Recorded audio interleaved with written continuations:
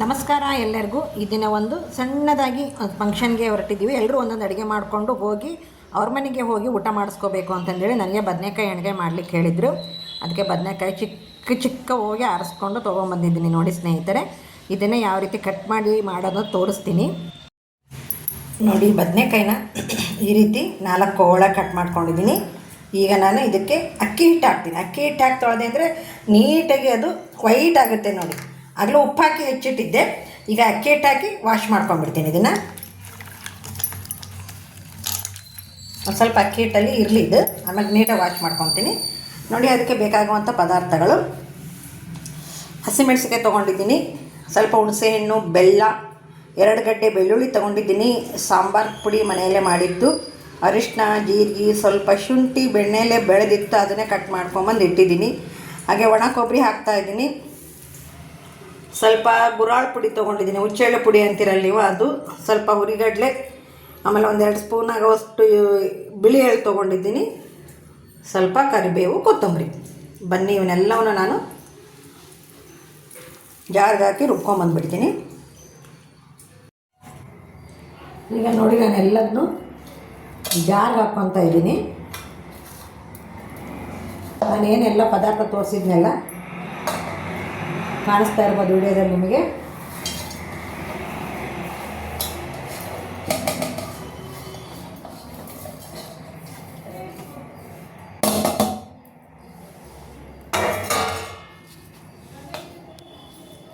ರುಚಿಗೆ ತಕ್ಕಷ್ಟು ಉಪ್ಪನ್ನು ಸಹ ನಾನು ಇದರಲ್ಲೇ ಸೇರಿಸ್ಕೊತೀನಿ.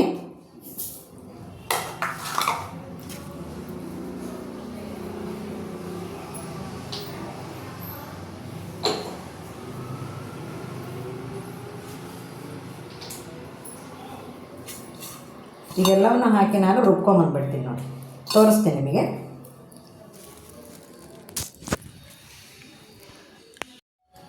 ಜಾರಿಗೆಲ್ಲ ಪದಾರ್ಥನ ಹಾಕಿದ್ದೀನಿ. ಜಾರಿಗೆಲ್ಲ ಪದಾರ್ಥನ ಹಾಕಿದ್ದೀನಲ್ಲ, ಈಗ ನುಣ್ಣಗೆ ರುಬ್ಕೊಂಬಂದ್ಬಿಡ್ತೀನಿ ನೋಡಿ. ನೋಡಿ ಈ ರೀತಿ ಸಣ್ಣಕ್ಕೆ ರುಬ್ಕೊಂಬಂದಿದ್ದೀನಿ. ಎಷ್ಟು ಘಮ ಘಮ ಅಂತ ಇದೆ ಅಂದರೆ ಹಾಗೆ ಕೈಲಿ ತಿಂದ್ಬಿಡ್ಬೇಡ ಅನ್ನಿಸ್ಬಿಟ್ಟಿದೆ ನೋಡಿ, ಅಷ್ಟು ಘಮ ಘಮ ಅಂತ ಇದೆ.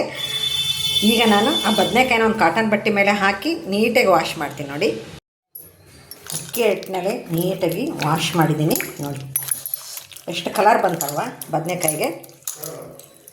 1 ನಿಮಿಷ ಒಂದು ಸಲ ಕಾಟನ್ ಬಟ್ಟೆ ಮೇಲೆ ಹಾಕ್ಕೊಂಡು ನೀವು ಈ ರೀತಿ ಇದನ್ನು ಮಾಡ್ಕೊಳ್ಳಿ, ಒರೆಸ್ಕೋಬೇಕಾಗತ್ತೆ. ಇಲ್ಲ ಅಂದರೆ ನಾವೀಗ ಎಣ್ಣೆ ಹಾಕ್ತಿತ್ತಂಗೆ ಚೊರ್ರ ಅಂತ ಶಬ್ದ ಬಂದುಬಿಡುತ್ತೆ. ಅದಕ್ಕೋಸ್ಕರ ನಾನು ಏನು ಮಾಡಿದ್ದೀನಿ, ಸ್ವಲ್ಪ ಬಟ್ಟೆ ಕಾಟನ್ ಬಟ್ಟೆ ಇತ್ತಲ್ಲ ಅದ್ರ ಮೇಲೆ ಹಾಕಿ ಸ್ವಲ್ಪ ಒರೆಸ್ಕೊಂಡಿದ್ದೀನಿ. ಬನ್ನಿ ಈಗ ಶುರು ಮಾಡೋಣ ನೋಡಿ. ಒಂದು 3-4 ಸ್ಪೂನ್ ಆಗೋವಷ್ಟು ಎಣ್ಣೆ ಹಾಕಿದ್ದೀನಿ. ಎಣ್ಣೆ ಬಿಸಿ ಆಗಲಿ ಮೊದಲು. ಈಗ ನೋಡಿ ಎಣ್ಣೆ ಬಿಸಿಯಾಗಿದೆ ನೋಡಿ. ಈ ಥರ ಸೌಂಡ್ ಬರುತ್ತೆ ಅಂದ್ಕೊಂಡು ಹೇಳಿ ನಾನು ಸ್ವಲ್ಪ ಅದನ್ನು ನೀರಿಂದ ತೆಗೆದಾದ್ಮೇಲೆ ಒರೆಸ್ಕೊಂಡಿದ್ದು.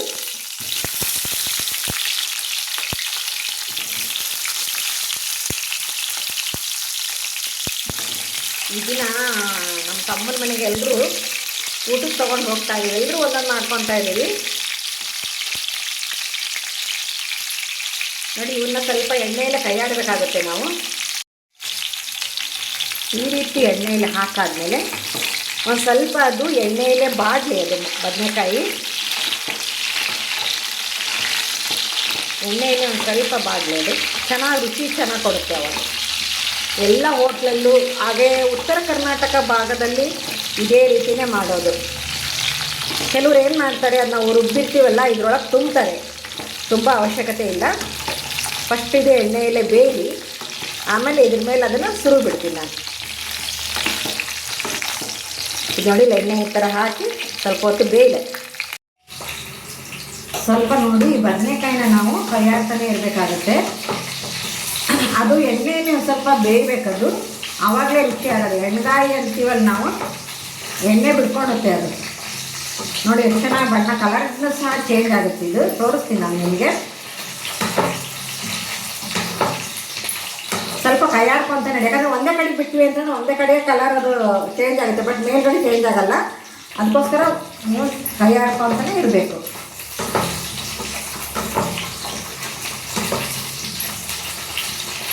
ಇವತ್ತು ನಮ್ಮ ತಮ್ಮನ ಮನೆಯಲ್ಲಿ ಒಬ್ಬೊಬ್ಬರು ಒಂದು ಅಡುಗೆ ಮಾಡಿಕೊಂಡು ಊಟಕ್ಕೆ ತಗೊಂಡು ಹೋಗ್ತಾ ಇದ್ದೀವಿ. ಅಲ್ಲಿ ಹೋದ್ಮೇಲೆ ಯಾರ್ಯಾರು ಏನೇನು ತಂದ್ರು ಅಂತ ತೋರಿಸ್ತೀನಿ ನಿಮಗೆ.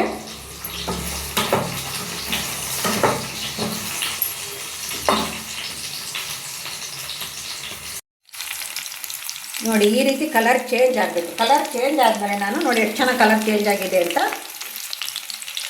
ಈಗ ರುಬ್ಬಿರೋದನ್ನು ಹಾಕ್ತಾ ಇದ್ದೀನಿ ನೋಡಿ.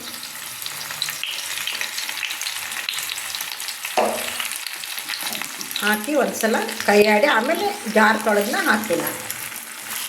ಬದನೆಕಾಯಿ ಹೆಂಗೂ ಆಗಲೇ ಆಲ್ರೆಡಿ ಒಂದು ಕಾಲು ಭಾಗದಷ್ಟು ಬೆಂದಿರುತ್ತಲ್ವ,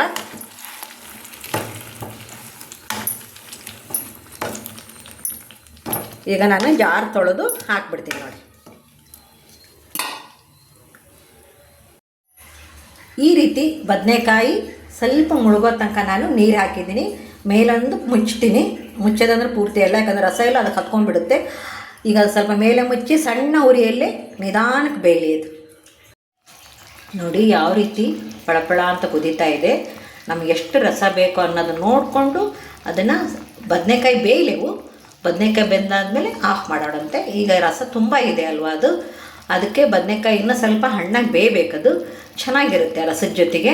ಯಾಕಂದರೆ ರಸ, ತುಪ್ಪ, ಬಿಸಿ ಅನ್ನ ಊಟ ಮಾಡಲಿಕ್ಕೂ ಚೆನ್ನಾಗಿರುತ್ತೆ, ಚಿತ್ರಾನ್ನ ಜೊತೆಗೂ ಚೆನ್ನಾಗಿರುತ್ತೆ ರಸ ಅದು, ಹಾಗೆ ಮೊಸರನ್ನ ಜೊತೆಗೂ ಚೆನ್ನಾಗಿರುತ್ತೆ. ನೋಡೋಣ ಯಾರ್ಯಾರು ಏನೇನು ಮಾಡ್ಕೊಂಡು ಬರ್ತಾರೆ ಅಂದ್ಕೊಂಡು ಹೇಳಿ. ನನಗೆ ಬದನೆಕಾಯಿ, ರೊಟ್ಟಿ, ಸೌತೆಕಾಯಿ, ಈರುಳ್ಳಿ ಎಲ್ಲ ತೊಗೊಂಬರ್ಲಿಕ್ಕೆ ಹೇಳಿದರು. ನಾನು ಅದನ್ನು ತೊಗೊಂಡು ಹೊರಟಿದ್ದೀನಿ. ಈಗ ನೋಡಿ, ಈಗ ಚೆನ್ನಾಗಿ ಬೇಯಲಿ. ನಾನು ಬಾಯಿ ಮುಚ್ಚಿದ್ದೆ ಅದಕ್ಕೆ, ಮತ್ತೆ ಬಾಯಿ ಮುಚ್ಚಿ ಹತ್ತ ಆಗೋ ತನಕ ಬೇಯಿಸ್ತೀನಿ ನೋಡಿ. ಚಪಾತಿ, ರೊಟ್ಟಿ, ಹಾಗೆ ಕಡಲೆಬೇಳೆ, ಅಕ್ಕಿ ಪಾಯಸ ಇದೆ. ಹಾಗೆ ಇದು ಗಡ್ಸೆಪ್ಪು ಅಂತೀವಿ ನಾವು ಹೇಳ್ತಾರೆ ಈ ಕಡೆಗೆ. ಸೊಪ್ಪೆಲ್ಲ ಹಾಕಿ ಬೇಳೆ ಕಡಲೆಬೇಳೆ ಹಾಕಿ ಮಾಡ್ತಕ್ಕಂಥ ಗಡ್ಸೆಪ್ಪು, ಮೊಸರನ್ನ, ಚಿತ್ರಾನ್ನ, ಕಾಳು ಪಲ್ಯ, ಬದನೆಕಾಯಿ ಎಣ್ಗಾಯಿ, ಕಡ್ಲಿ ಚಟ್ನಿ, ಗುರಾಳ್ ಚಟ್ನಿ, ಮಾವಿನಕಾಯಿ ಉಪ್ಪಿನಕಾಯಿ, ಹಾಗೆ ಸೌತೆಕಾಯಿ, ಈರುಳ್ಳಿ ನೋಡಿ ಇಷ್ಟೊಂದು ಎಲ್ಲದೂ ಅಡುಗೆ ಮಾಡ್ಕೊಂಡು ಬಂದಿರೋದು. ಆಮೇಲೆ ಪಲಾವ್ ಒಂದು ಇಟ್ಟಿಲ್ಲ ಇಲ್ಲಿ, ಪಲಾವ್ ಒಂದಿದೆ, ಪಲಾವ್ ಒಂದು ಇಡಬೇಕಾಗಿತ್ತು. ಆಮೇಲೆ ನೆಕ್ಸ್ಟ್ ಏನಪ್ಪ ಅಂತಂದರೆ ಒಂದು ಬೌಲು ಮೊಸರು, ಒಂದು ಬಾಕ್ಸು ಹೆಪ್ಪಾಕಿದ ಮೊಸರು ಇತ್ತು, ಬಾಕ್ಸಲ್ಲೇ ಹೆಪ್ಪಾಕಿದ್ರು ಅದನ್ನು. ಒಂದು ಬಾಕ್ಸ್ ಮೊಸರು ನೋಡಿ. ಇಷ್ಟೊಂದು ಅಡುಗೆ ಎಲ್ಲರೂ ಒಂದೊಂದು ಮಾಡ್ಕೊಂಬಂದ್ವಿ. ಈಗ ನೋಡಿ ಅದನ್ನು ಎಲ್ಲದನ್ನ ಸೇರಿಗ ಒಂದು ತಟ್ಟೆಗೆ ರೆಡಿ ಮಾಡಿಬಿಡ್ತೀವಿ ನೋಡಿ. ಎಲ್ಲರೂ ಒಂದೊಂದು ನೋಡಿ. ಇವರು ಅಮ್ಮ ಸಹ ಬಂದಿದ್ರು ಅವತ್ತು. ಇವರೆಲ್ಲ ನಮ್ಮ ತಮ್ಮನ ಹೆಂಡ್ತಿಯರು, ನಮ್ಮ ನಾದಿನಿಯರು ಎಲ್ಲ ಸೇರಿ ಒಟ್ಟು ಖುಷಿ ಆಗಂಗೆ ಎಲ್ಲರೂ ಒಟ್ಟು ತುಂಬ ಊಟ ಮಾಡಿದ್ವಿ. ಇವರು ಹೊಸ ಸೊಸೆ ಮೊನ್ನೆ ಮದುವೆ ಆಯ್ತಲ್ಲ ಅವರು ಈಗ ನೋಡಿ ತಟ್ಟೆಗೆ ಹಚ್ತಾ ಇದ್ದೀವಿ. ಕಾಳು, ಗಡ್ಸೆಪ್ಪು, ಹಾಗೆ ಬದನೆಕಾಯಿ ಎಣ್ಗಾಯಿ, ಕಡ್ಲಿ ಚಟ್ನಿ, ಗುರಾಳ್ ಚಟ್ನಿ ಬೇಕಿದ್ದರೆ ಮತ್ತೊಂದು ಸಲ ಹಾಕಿಸ್ಕೊತಾರೆ ಅಂತಂದೇಳಿ ನಾವು ಎಷ್ಟು ಎಡೆ ಮಾಡಬೇಕೋ ಅಷ್ಟನ್ನು ಮಾತ್ರ ಮಾಡಿರ್ತೀವಿ. ಮತ್ತೆ ಬೇಕಾದರೆ ಕೇಳಿ ಹಾಕಿಸ್ಕೊತಾರೆ. ಇಲ್ಲ ಅಂತಂದ್ರೆ ಏನು ಮಾಡ್ತಾರೆ, ಅದಂಗೆ ಸೈಡಿಗೆ ಸರಿಸ್ಬಿಡೋದು, ಈ ಥರ ಆಗುತ್ತೆ. ಅದಕ್ಕೆ ನಾವು ಎಷ್ಟು ಬೇಕು ಅಷ್ಟನ್ನೇ ಹಾಕಿ ಮೊಸರು ಹಾಕಿ ರೆಡಿ ಮಾಡಿ ಕೊಟ್ಟಿದ್ವಿ. ಎಲ್ರಿಗೂ ತಟ್ಟೆಗೆ ರೆಡಿ ಮಾಡಿದ್ವಿ. ಹಾಗೆ ನೋಡಿ ಈಗ ಒಂದು ರೊಟ್ಟಿ, ಒಂದು ಚಪಾತಿ, ಎಲ್ರಿಗೂ ಒಂದೊಂದು ರೊಟ್ಟಿ, ಒಂದು ಚಪಾತಿ ಕೊಟ್ಟು ಆಮೇಲೆ ಬೇಕಿದ್ದರೆ ಕೇಳಿ ಹಾಕಿಸ್ಕೊಳ್ರಿ ಅಂತಂದು ಹೇಳಿದ್ವಿ ನಾವು. ಯಾಕಂದರೆ ಅಲ್ಲೇ ಇರ್ತೀವಲ್ವ, ಕೇಳ್ತೀವಿ ಅವ್ರದ್ದು ಆಗ್ತಿದ್ದಂಗೆ. ಹಾಗೆ ನೋಡಿ ಈಗ ಒಂದು ಪಾಯಸ ಹಾಕಿ ಸ್ನೇಹಿತರೆ ಈ ವಿಡಿಯೋ